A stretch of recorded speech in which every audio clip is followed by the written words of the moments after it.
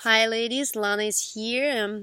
I'm so excited to see you again and reconnect, make this video in beautiful redwood forest. The weather is finally beautiful, warm and nice, and give you some updates about what's coming up and what kind of insights I've got going through all these challenging times. I've been not very active in the group, I know, and that was just a huge turbulence on the collective level and individual level as well, because we're all part of one. So my friends, astrologist, sent me very valuable information about what was going on the energetic level, on the collective level. And there was solar eclipse and new moon in Pisces that kind of negatively affected all of us and gave us lots of challenges to go through. And also now it's like Venus retrograde, which affects love relationship a lot. So you can learn more about that in different resources, astrological resources. But it's true, these things really, we're interconnected. We all belong to one, so it affects us. In my personal life, I had lots of turbulence as well on the emotional level, on the health wise. I've got this bad colds with like these heavy headaches and just kind of going through a low energy time, low mood time, and kind of going through and having multiple obstacles on what I was trying to do. Different obstacles were popping up all the time, so it kind of slowed me down. And many people reported the same. Also, some of my friends sadly shared that they had to break up with their partners, and so some relationship didn't survive these turbulent times. And those ones who did survive, actually, they have to celebrate. That's the reason to celebrate, because if we go through very challenging times in our relationship and we don't break up, that's big. We grow together, and it actually brings us closer. We know each other not just in happy moments, right, but in the challenging times. So we know somebody's there for us, and we are there for them. So I would like to share some insights that I gained during these times, and share how I was dealing with them and what kind of ideas and tools I got and used in my life, and I shared with my friends and clients as well. So let's start naming those challenges. So the first one is this having all these super annoying obstacles on the way. Like when you're trying to do something, when you're moving towards something that you want or planned, you have all these multiple obstacles that pop up out of blue, and they just slow you down, or they don't let you go through something, that you have to go back and redo it, or you can't do it at all. So that was happening a lot during this turbulent time. And what is important here is emotional work, working on your emotions, because the way we respond to these challenges is actually affects us. It's not that the challenge itself affects us, it's how we respond to the challenge. So when you have all these obstacles, when you have all these challenges, you might feel like angry, you might feel frustrated, disappointed, bitter, judging others. Maybe there's somebody else's fault, or like experiencing self-pity, like, oh, poor me, I'm working so hard, I'm doing my best and it still doesn't work, what's going on, I don't understand. So that's what usually the first emotional response what comes up. And it's very important, of course, to accept that and to say, yes, this is what I feel. But what is important is not to hold on to those emotions for a long time, like not to bring them from day to day to day. So it's very important to release them as soon as possible. And it's very good to have this free time and safe space to process and release the emotions. For example, I lead holotropic breathwork workshops or breath of remembrance workshops. This is the very powerful technique of transpersonal psychology where people can actually go deep inside, breathe, and release lots of material, energy, emotions, unblock themselves energetically, allow themselves to express those emotions in a very safe container, and kind of restore yourself. It can be restorative, it can be refreshing, invigorating experience, and then you can integrate, and you can also see what's the origins. Sometimes the origins are deeper than we think.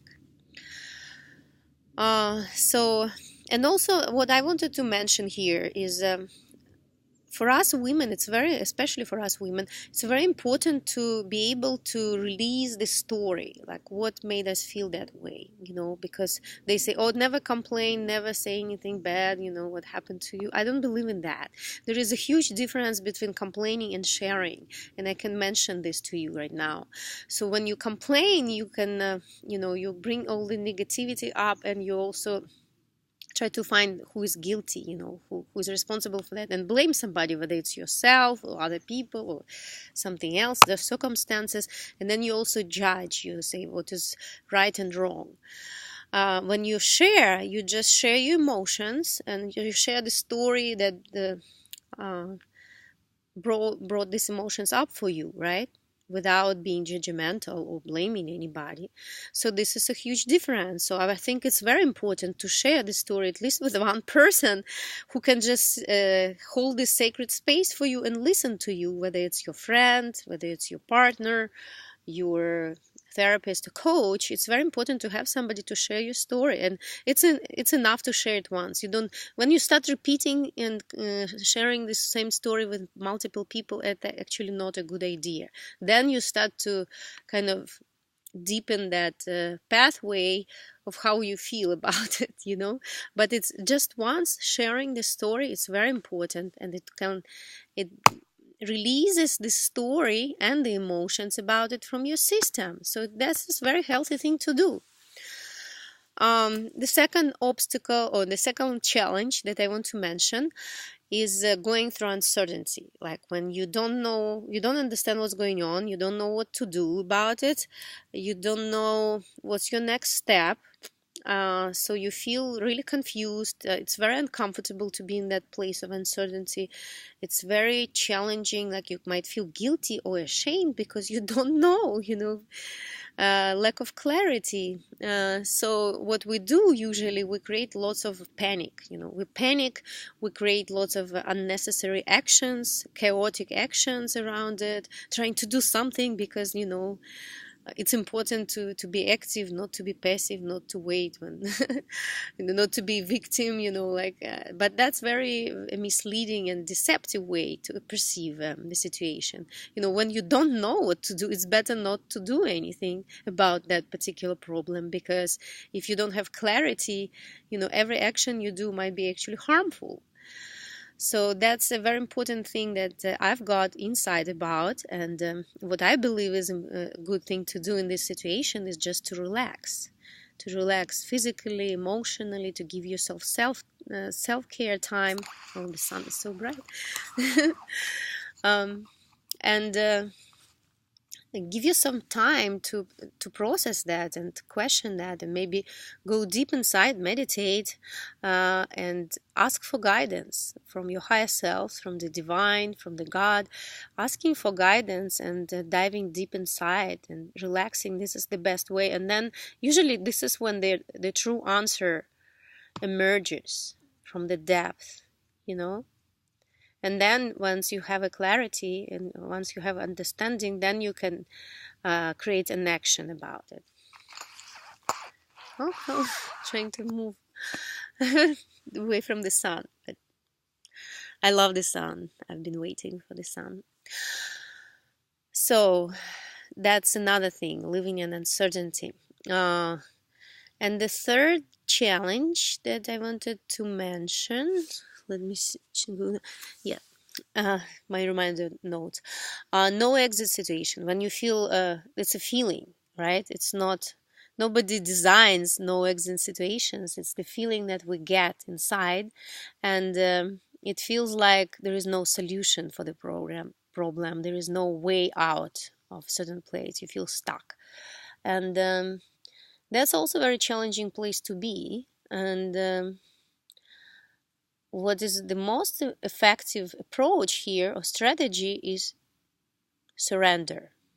That's so powerful, and nobody teaches us how to surrender, and nobody actually says that this is something important, but it's very important. And the best example is when you, for example, swimming in the ocean and you want to go back, and there are big waves. You want to go back to the land, and you can't. So you're struggling.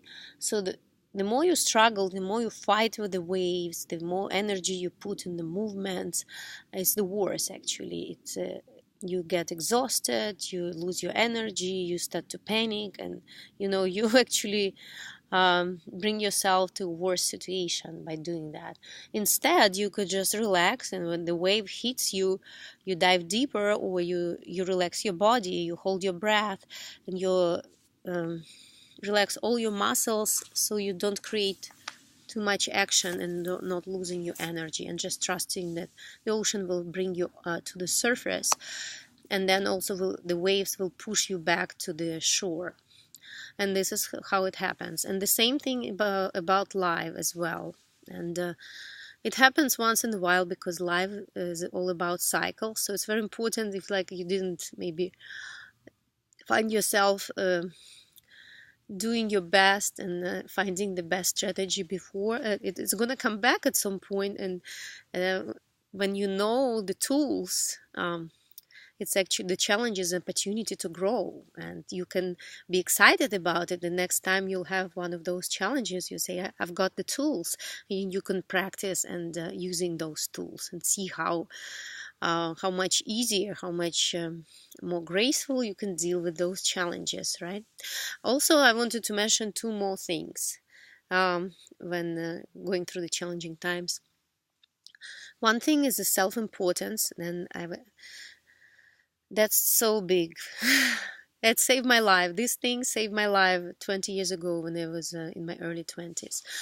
And I read about it in different like shamanic books that I was reading of Carlos Castaneda. He was the one who was writing about the energy and all this energetic and spiritual connections in our reality and other realities, and humans and animals and everything, interconnected, and how it is easier to navigate the reality if you release the self-importance.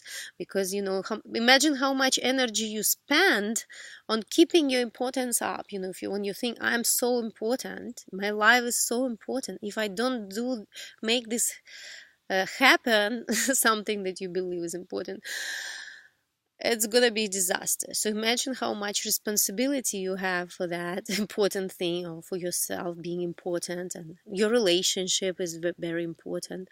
Everything what is important is very challenging, and brings a lot of a feeling of responsibility.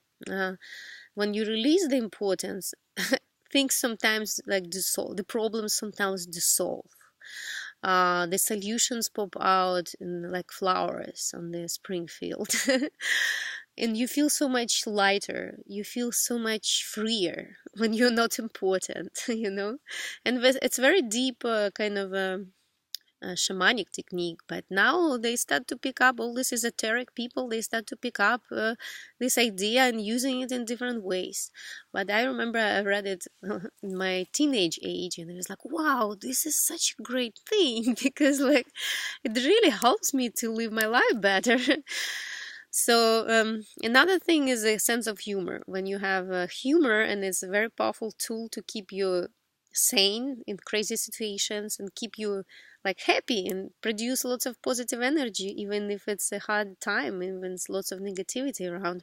In my culture, we use humor a lot, because my country have been going through different turbulent times and hard times, and people were trying to survive and find new ways of living. The whole system of values crashed.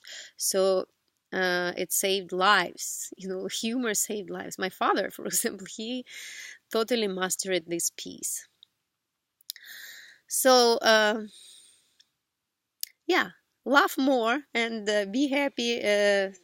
just because you're alive and have some humor about your situation or your importance, share it with your friends, help your friends around also.